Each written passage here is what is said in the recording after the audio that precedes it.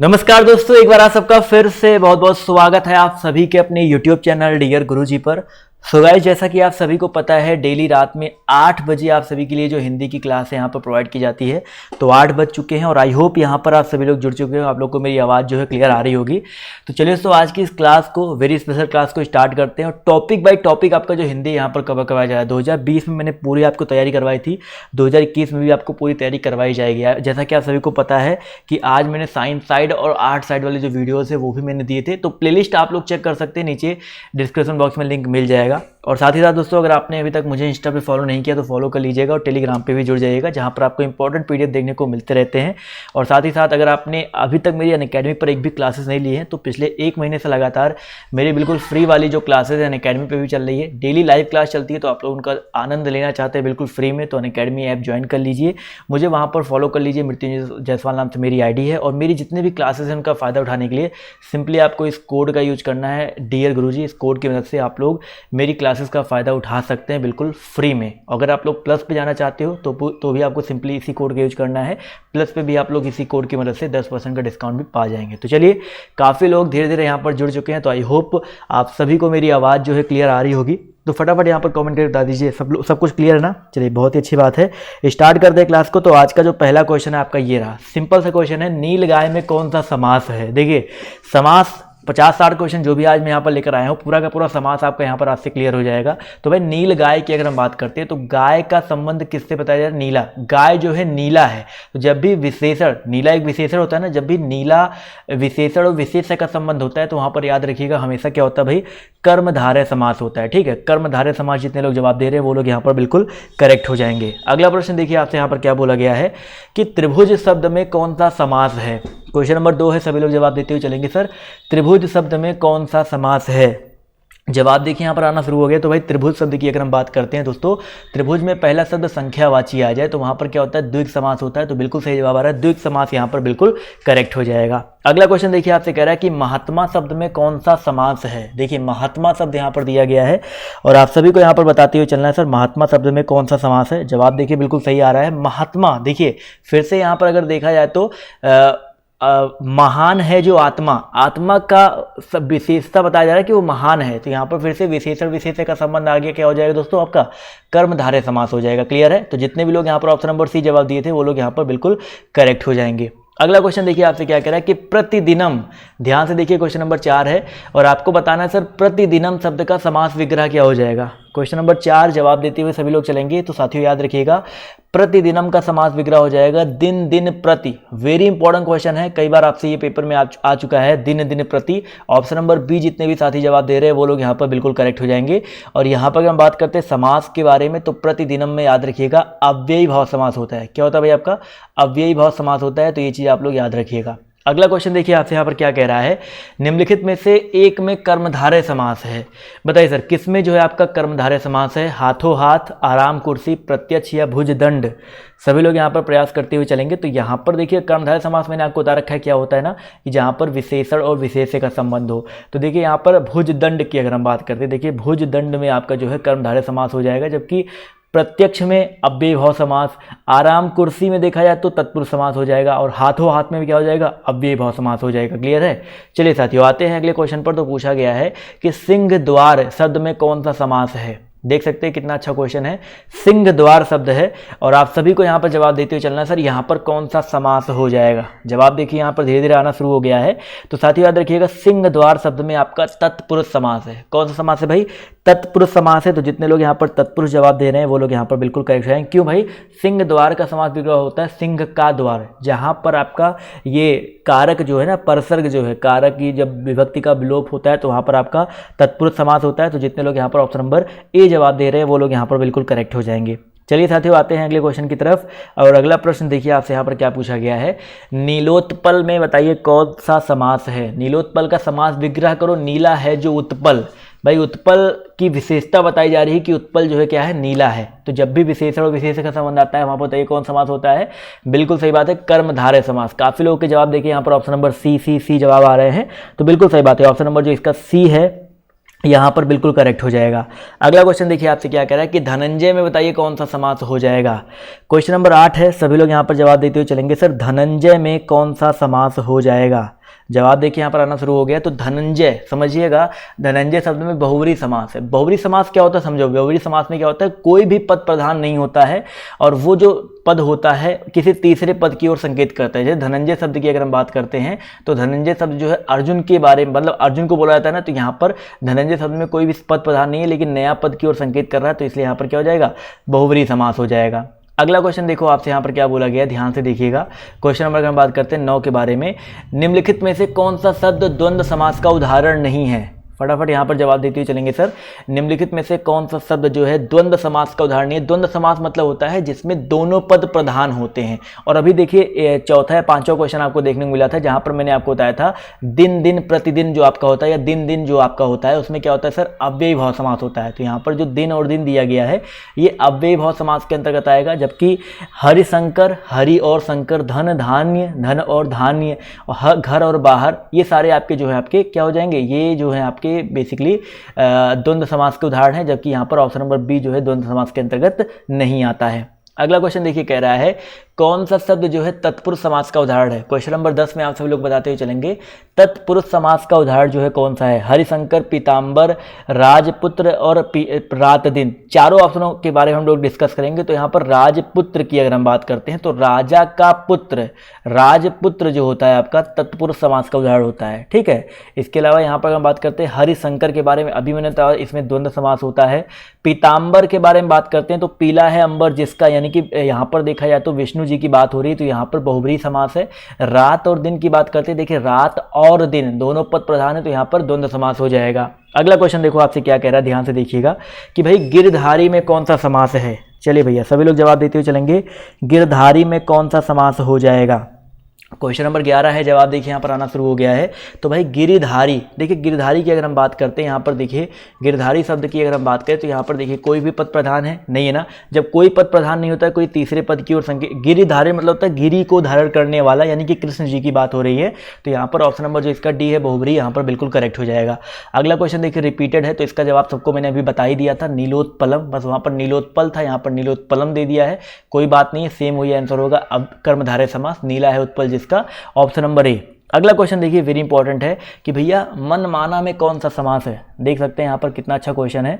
मनमाना, सभी लोग जवाब देते हुए चलेंगे। सर मनमाना में कौन सा समास हो जाएगा? तो भाई मनमाना का समास विग्रह करो तो भाई मन के अनुसार, क्या होता है मन के अनुसार। तो भाई यहाँ पर अगर देखा जाए तो कुछ लोग अव्ययी भाव समास जवाब दे रहे हैं, बट यहाँ पर अगर हम बात करते हैं मन के अनुसार की अगर हम बात करते हैं तो यहाँ पर पहला पद क्या है, मन, और ये आपका एक अव्यय है। तो जी हाँ, पहला पद अगर आपका अव्यय हो जाता है तो बिल्कुल सही बात है। जितने लोगों ने यहाँ पर ऑप्शन नंबर ए जवाब दिया है वो लोग यहाँ पर बिल्कुल करेक्ट हो जाएंगे। तत्पुरुष समास में देखो, तत्पुरुष समास में दो कंडीशन आपके होने चाहिए कि पहला पद आपका प्रधान नहीं होना चाहिए, बट यहाँ पर देखा है मनमाना में पहला पद ही प्रधान है, पहला पद ही अव्यय है, तो यहाँ पर क्या हो जाएगा, अव्ययी भाव समास हो जाएगा। अगला क्वेश्चन देखिए आपसे यहाँ पर क्या पूछा गया है कि कतर व्योत में कौन सा समास है? देखते भाई, कतर व्योत दिया गया है, बहुत ही इंपॉर्टेंट क्वेश्चन है भाई।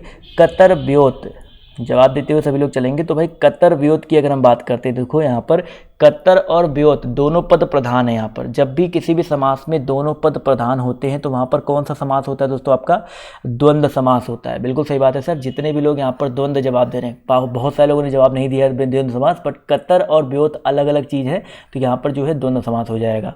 अगला क्वेश्चन देखिए आपसे क्या कह रहा है कि कमल नयन में बताइए कौन सा समास हो जाएगा। कमल नयन, देखो भाई कमल नयन मतलब होता है कमल रूपी नयन। भाई यहाँ पर कमल और नयन से देखा जाए तो कमल रूपी नयन यानी कि विशेषण और विशेष्य का भाव उत्पन्न हो रहा है ना, उपमेय और उपमान का भाव उत्पन्न हो रहा है ना। तो जहाँ पर भी आपका उपमेय उपमान विशेषण विशेष्य का भाव उत्पन्न होता है वहाँ पर बस एक ही समास होता है, क्या होता है भाई, आंख बंद करके जवाब देना है आपको, कर्मधारय समास। बट देखा जाए तो यहाँ पर कोई भी ऑप्शन जो है कर्मधारय नहीं दिया गया है, तो इसको आप लोग जो है करेक्ट कर लीजिएगा, ये कर्मधारय समास के अंतर्गत होता है। यहाँ पर ऑप्शन सारे आपके गलत हैं। ठीक है दोस्तों, कमल नयन में आपका क्या होता है, कर्मधारय समास होता है। किसी के जवाब यहाँ पर देखिए कोई भी नहीं है। अगला क्वेश्चन देखिए आपसे यहाँ पर क्या कह रहा है कि हानि लाभ में बताइए कौन सा समास है। क्वेश्चन नंबर आपके यहाँ पर देखिए 16, फटाफट जवाब देते हुए चलेंगे। सर हानि लाभ में कौन सा समास है? देखते हैं यहाँ पर कितने लोग सही जवाब देते हैं।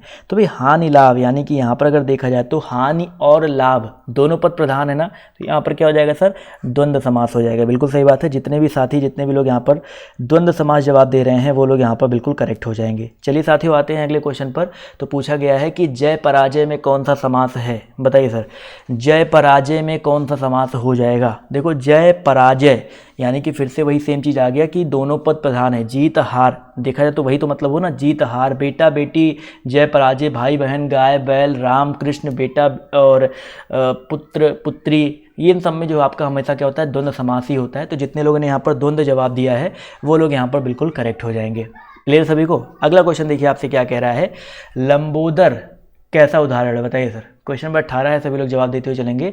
लंबोदर जो है उदाहरण है किसका, बहुब्रीहि समास का, द्विग समास का, द्वंद्व समास का या कर्मधारय समास का। लंबोदर का मतलब क्या होता है दोस्तों आपको, लंबा है उदर जिसका। लंबोदर का मतलब क्या होता है भाई, लंबा है उदर जिसका, यानी कि सिंपल सा भाई गणेश जी की बात हो रही है। किसकी बात हो रही है भाई, गणेश जी की बात हो रही है। जिसका लंबा पेट होता है वो गणेश जी होते हैं। तो गणेश जी यानी कि पद कोई प्रधान नहीं है, किसी तीसरे पद की ओर संकेत किया जा रहा है, तो बिल्कुल यहाँ पर बहुब्रीहि समास होगा। बिल्कुल सही बात है। जितने भी साथी यहाँ पर बहुब्रीहि जवाब दे रहे हैं वो लोग यहाँ पर बिल्कुल करेक्ट हो जाएंगे। अगला क्वेश्चन देखिए आपसे क्या कह रहा है, निम्नलिखित युग्मों में से कौन सा सही नहीं है, बताइए सर। नीलोत्पलम मैंने आपको बताया था कर्मधारय समास है, बिल्कुल सही बात है। दशानन यानी कि रावण की बात हो रही है, कोई पद प्रधान नहीं है, तीसरा पद की ओर संकेत किया था, बिल्कुल सही बात है, बहुब्रीहि समास होगा। राम लक्ष्मणो, अगर हम बात करते हैं भाई राम लक्ष्मणों में आपका यहाँ पर अव्ययभाव समास दिया है, जो कि यहाँ पर बिल्कुल गलत है भाई।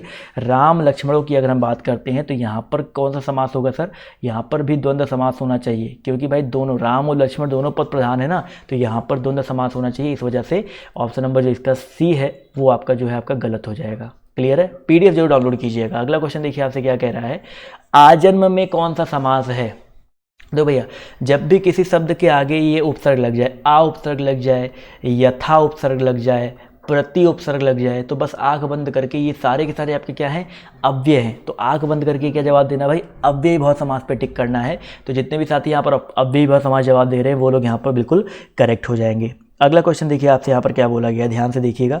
क्वेश्चन पर बात करते हैं 21 के बारे में। तो तिरंगा शब्द में कौन सा समास है, चलिए भाई तिरंगा शब्द में बताइए कौन सा समास है। जवाब देखिए यहाँ पर धीरे धीरे सभी का आना शुरू हो गया है। तो भैया तिरंगा शब्द की अगर हम बात करते हैं तो तीन रंग वाला, तिरंगा मतलब क्या होता है भाई, तीन रंग वाला, यानी कि पहला शब्द जब भी आपका क्या आ जाए, संख्या आ जाए, पहला शब्द क्या आ जाए, संख्या आ जाए, तो वहाँ पर सिंपल सा क्या होता है, द्विग समास होता है। द्विग समास में पहला पद संख्यावाची होता है। तो ऑप्शन नंबर जो इसका सी है यहाँ पर बिल्कुल करेक्ट हो जाएगा। अगला क्वेश्चन देखिए आपसे क्या कह रहा है, निम्नलिखित में से कर्मधारय समास बताइए किस में है, चक्रपाणी, नीलोत्पलम, चतुर्युगम या माता पिता।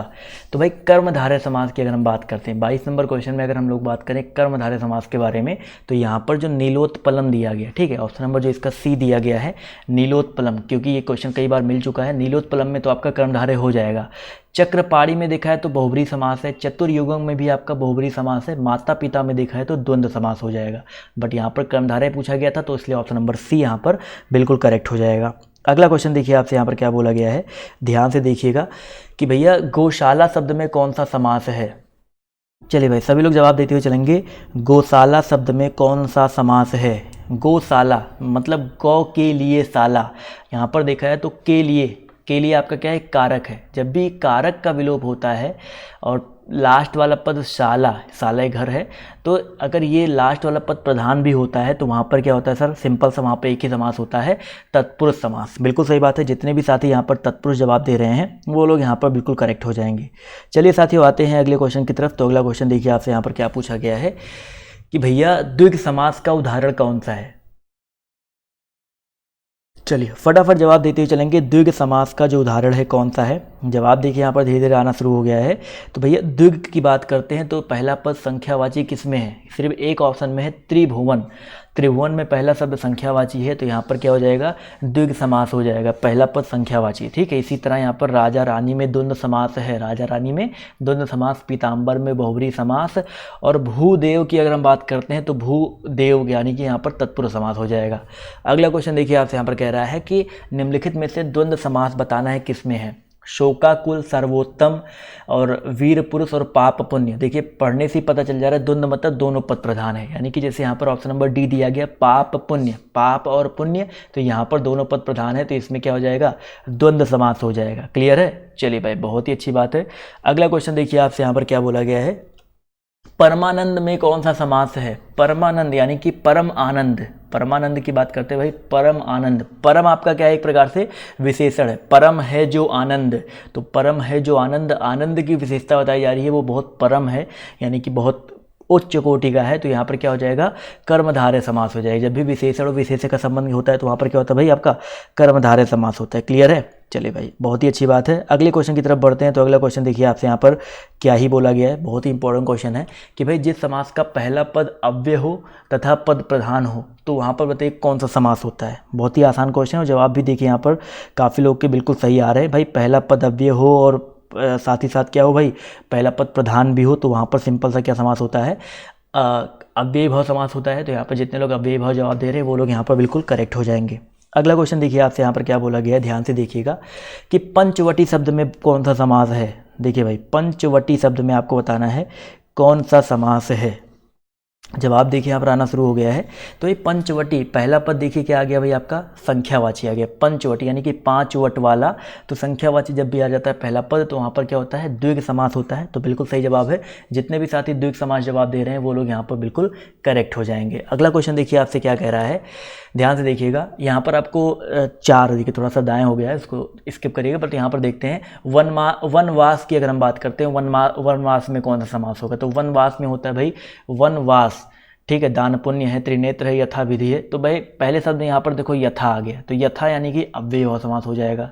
त्रिनेत्र पहला शब्द त्रिनेत्र आ गया, लेकिन त्रिनेत्र की अगर हम बात करते हैं तो त्रिनेत्र शिव जी के होता है। तो यहाँ पर देखिए कुछ अपवाद भी होते हैं, त्रिनेत्र शिव जी को होता है, दोनों पद प्रधान नहीं है, तीसरे पद शिव जी की ओर संकेत कर रहे हैं, तो यहाँ पर बहुव्रीहि समास हो जाएगा। दान पुण्य में देखा जाए तो दोनों पद प्रधान है, दान और पुण्य, ठीक है, दोनों पद प्रधान है, तो यहाँ पर दान पुण्य में द्वंद्व समास हो जाएगा। क्लियर है? तो यहाँ पर ये हो गया। इसके बाद अगर हम अगले की बात करते हैं भाई, यहाँ पर देखिए वनवास की अगर हम बात करते हैं, वनवास की अगर हम बात करते हैं तो वनवास में देखा जाए तो वन के लिए वास जो होता है, ठीक है, तो यहाँ पर देखा जाए तो आपका तत्पुरुष समास हो जाएगा। तो 5 3 4 2, 5 3 4 2 किस में आ रहा है सर, 5 3 4 2 यहाँ पर ऑप्शन नंबर बी में आ रहा है, ठीक है, ऑप्शन नंबर बी में देखिए आ रहा है। तो जितने लोग यहाँ पर ऑप्शन नंबर बी जवाब दे रहे हैं वो लोग यहाँ पर बिल्कुल करेक्ट हो जाएंगे। क्लियर है साथियों? चलिए आते हैं अगले क्वेश्चन की तरफ। तो अगला क्वेश्चन देखिए आपसे, यहाँ पर सबको समझ में आ गया ना चारों ऑप्शन। अगला क्वेश्चन पूछा गया है कि धनुर्बाण में बताइए किस तरह का समास है। धनुर्बाण की अगर हम बात करते हैं, देखिए धनुष और बाण, देखिए जब भी दो चीज़ों का समास विग्रह करने पर बीच में ये समुच्चय बोधक शब्द आ जाए, और वाला शब्द, तो और शब्द तथा शब्द एवं शब्द आ जाते हैं, तो वहाँ पर सिंपल सा आग बंद करके जवाब देना है, द्वंद्व समास होता है। तो बिल्कुल सही बात है, जितने भी लोग यहाँ पर द्वंद्व समास जवाब दे रहे हैं वो लोग यहाँ पर बिल्कुल करेक्ट हो जाएंगे। अगला क्वेश्चन देखिए आपसे क्या पूछा गया है कि जिस समास के पूर्व व उत्तर दोनों ही पद समान रूप से प्रधान हो उसे कहते हैं।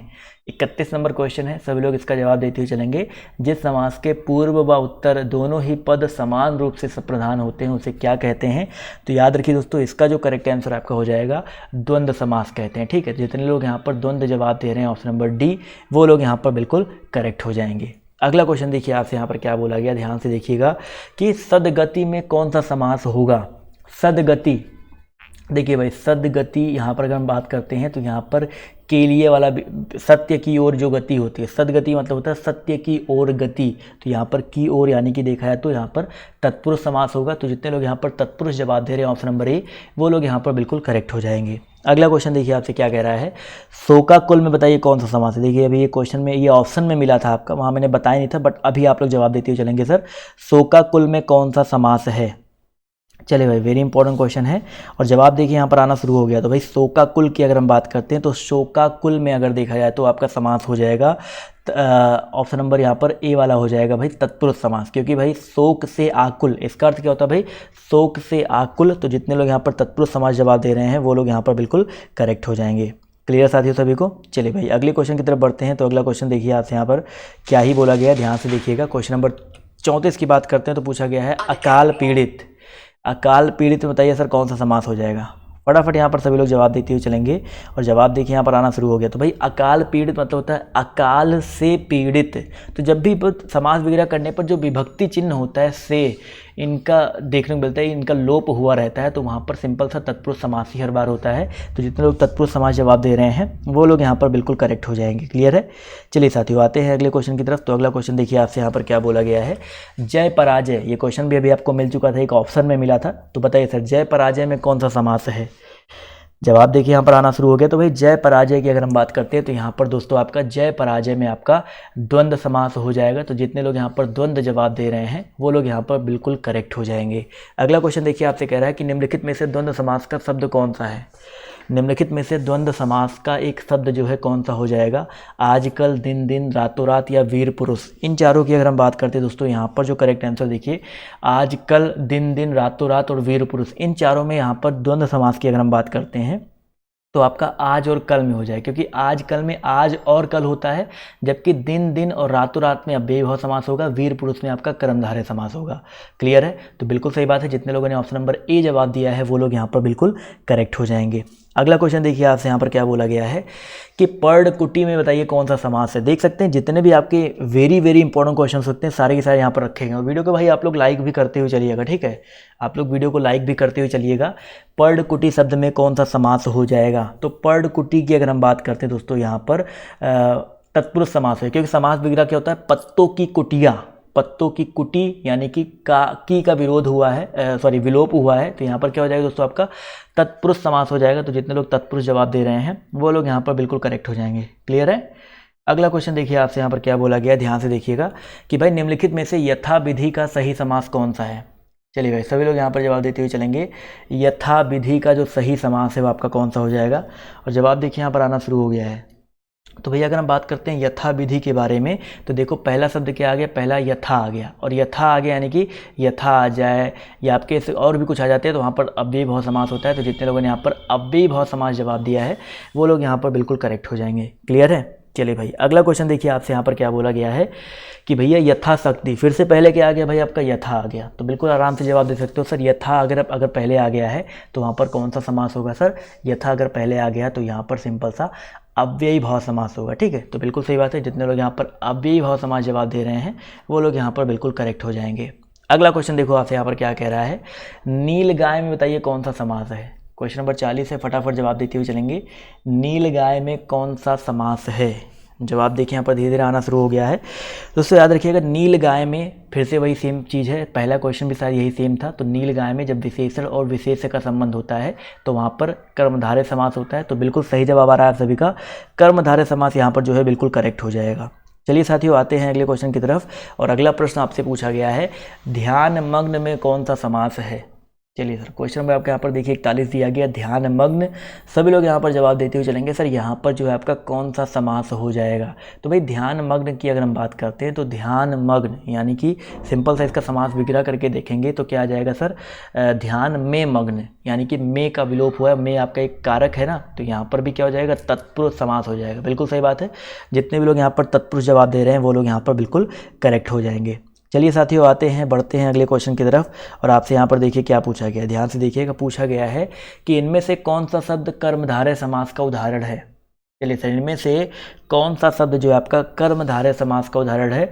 अंधकूप, तिरंगा, गृह प्रवेश या सुख दुख। 42 नंबर क्वेश्चन है, सभी लोग प्रयास करते हुए चलेंगे। तो यहाँ पर अगर देखा जाए तो करेक्ट आंसर आपका क्या हो जाएगा सर, कर्मधारय समास बोला गया है ना। तो यहाँ पर देखिए तिरंगा में तो आपका हो जाएगा द्विगु समास हो जाएगा। ऑप्शन नंबर ए की बात करते हैं अंधकूप, अंधकूप में एक हम बात करते हैं तो जब विशेषण और विशेष्य का संबंध आ रहा है ना, या उपमेय या उपमान का संबंध जब भी होता है तो वहाँ पर क्या होता है, कर्मधारय समास होता है। तो अंध आपका एक विशेषण है, कूप यानी कि आपका विशेष्य है। तो यहाँ पर ऑप्शन नंबर जो इसका ए है कर्मधारय वाला हो जाएगा। अगला क्वेश्चन देखो आपसे क्या कह रहा है, अनुरूप में कौन सा समास है। चलिए भाई फटाफट जवाब देते हुए चलेंगे सर अनुरूप में कौन सा समास हो जाएगा। वेरी इंपॉर्टेंट क्वेश्चन है। तो अनुरूप शब्द की अगर हम बात करते हैं तो पहला पद देखिए अव्यय आ गया है ना, अनु शब्द आपका क्या है, अव्यय है। तो अव्यय जब पहला पद आता है तो वहाँ पर क्या होता है भाई, बिल्कुल सही जवाब आ रहा है सर, अव्ययी भाव समास होता है। तो बिल्कुल सही बात है, ऑप्शन नंबर जो इसका सी है अव्ययी भाव समास, यहाँ पर बिल्कुल करेक्ट हो जाएगा। अगला क्वेश्चन देखो आपसे यहाँ पर क्या बोला गया, ध्यान से देखिएगा कि भैया द्वंद्व समास में कौन सा पद प्रधान होता है। बताइए, क्वेश्चन नंबर आपके यहाँ पर 44 दिया गया, द्वंद्व समास में कौन सा पद जो है आपका प्रधान होता है। तो दोस्तों याद रखिएगा, द्वंद्व समास में आपके दोनों पद प्रधान होते हैं। रात दिन, माता पिता, भाई बहन, इन सब में दोनों पद ही तो प्रधान हैं, राधा कृष्ण। तो ऑप्शन नंबर जो इसका सी है यहाँ पर बिल्कुल करेक्ट हो जाएगा। अगला क्वेश्चन देखिए आपसे क्या कह रहा है कि किस समास का पूर्व पद संख्यावाची होता है। किस समास का पूर्व पद जो है आपका संख्यावाची होता है। तो दोस्तों याद रखिएगा, 45 नंबर क्वेश्चन का जो करेक्ट आंसर आपका क्या हो जाएगा सर, ऑप्शन नंबर बी हो जाएगा, द्विग समास का। ठीक है, द्विग समास का जो पूर्व पद है आपका संख्यावाची होता है। तो जितने लोग यहाँ पर ऑप्शन नंबर बी जवाब दे रहे हैं वो लोग यहाँ पर बिल्कुल करेक्ट हो जाएंगे। क्लियर है, बहुत ही अच्छी बात है। अगला क्वेश्चन देखिए आपसे यहाँ पर क्या बोला गया है कि जिस समास में सारे पद अथवा उनका समाहार प्रधान होता है उसे क्या कहते हैं। यानी कि सारे के सारे पद या दोनों पद, तीन पद, जितने भी पद होते हैं, अब सब पद प्रधान होते हैं, वहाँ पर सर कौन सा समास होता है। बिल्कुल सही जवाब आ रहा है सर, वहाँ पर भी आपका द्वंद्व समास ही होता है। तो जितने लोग यहाँ पर द्वंद्व समास जवाब दे रहे हैं वो लोग यहाँ पर बिल्कुल करेक्ट हो जाएंगे। अगला क्वेश्चन देखिए आपसे यहाँ पर क्या बोला गया, ध्यान से देखिएगा। क्वेश्चन नंबर 47 कह रहा है कि कुसुमाकर, बहुत ही अच्छा क्वेश्चन है, फटाफट प्रयास करते हुए चलेंगे सर। कुसुमाकर में कौन सा समास है। देखिए सर, जितने लोग यहाँ पर चाहते हैं भाई अच्छी सीट चाहते हैं तो डेली आप क्लास लिया करो, आपको डेली ऐसे इंपॉर्टेंट क्लासेस मिलती रहेंगी। तो कुसुमाकर की अगर हम बात करते हैं तो कुसुमाकर में जो है आपका समास हो जाएगा बहुव्रीहि समास। ठीक है, तो जितने लोग यहाँ पर बहुव्रीहि जवाब दे रहे हैं वो लोग यहाँ पर बिल्कुल करेक्ट हो जाएंगे। अगला क्वेश्चन देखिए आपसे, कुसुम का मतलब क्या होता है भाई। कुसुम का मतलब होता है पुष्प और आकर मतलब खान। तो यानी कि पुष्प है जिसका खान, जिसका आकार, यानी कि बसंत की बात हो रही है, इसलिए यहाँ पर कुसुमाकर में बहुव्रीहि समास हो जाएगा। बसंत को कुसुमाकर बोला जाता है। अगला क्वेश्चन पूछा गया रातों रात शब्द। अभी मैं थोड़ी देर पहले बताया था सर, रातों रात शब्द में या दिन दिन शब्द में, प्रतिदिन शब्द में एक ही समास होता है। कौन सा समास होता है भाई, बिल्कुल सही बात है। यहाँ पर देखिए, याद रखिएगा, यहाँ पर जो करेक्ट आंसर आपका हो जाएगा अव्ययी भाव समास। ठीक है, तो जितने लोग यहाँ पर अव्ययी भाव समास जवाब दे रहे हैं वो लोग यहाँ पर बिल्कुल करेक्ट हो जाएंगे। चलिए साथियों, आते हैं अगले क्वेश्चन पर। तो पूछा गया है किस शब्द में तत्पुरुष समास नहीं है। बताइए सर, कौन से शब्द में तत्पुरुष समास आपका नहीं है। 49 नंबर क्वेश्चन है, जवाब देखिए यहाँ पर आना शुरू हो गया है। तो यहाँ पर अगर देखा है, विश्वविख्यात, आश्चर्यचकित, विषधर और हिमपात में आपका जो हिमपात दिया गया है, देखिए हिमपात की अगर हम बात करते हैं तो यहाँ पर किसी भी यहाँ पर देखा जाए तो तत्पुरुष समास नहीं है। तो ऑप्शन नंबर जो इसका डी है, हिमपात, यहाँ पर बिल्कुल करेक्ट हो जाएगा। वैसे हिमपात में देखा जाए तो साथ ही साथ विषधर में भी देखा जाए तो विषधर में भी आपका देखा जाए तो तत्पुरुष समास नहीं है।